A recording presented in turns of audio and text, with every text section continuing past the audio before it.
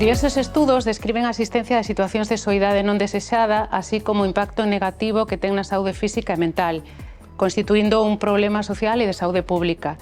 Como é un factor modificable, considerase necesaria a mellora na detección precoz para ofrecer unha alternativa de intervención dende a atención primaria de saúde.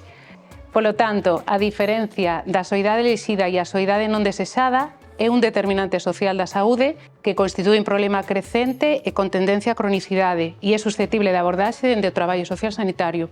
O proxecto piloto de intervención de traballo social da área sanitaria de Vigo que se está a desenvolver en 5 centros de saúde para afrontar a soidade das persoas maiores. Inicialmente, asinouse un convenio coa Universidade de Vigo e a Sociedade Galega de Xeriatría e Xerontoloxía. Utilizáronse ferramentas para a detección e estudo da soidade e o illamento social dende as consultas de traballo social. Na segunda etapa, realízase unha abordaxe mediante a intervención individual familiar, grupal e comunitaria. No futuro preténdese implementar en todos os centros de saúde da área sanitaria.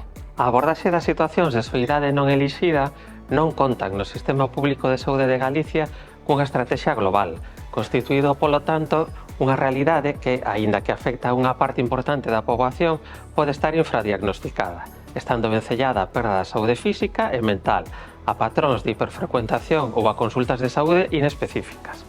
Estímase de interese a consolidación do proxecto como unha prestación incluída na carteira de servizos de traballo social dos Sergas, dado que se trata dun dos retos en saúde que presenta a nosa sociedade.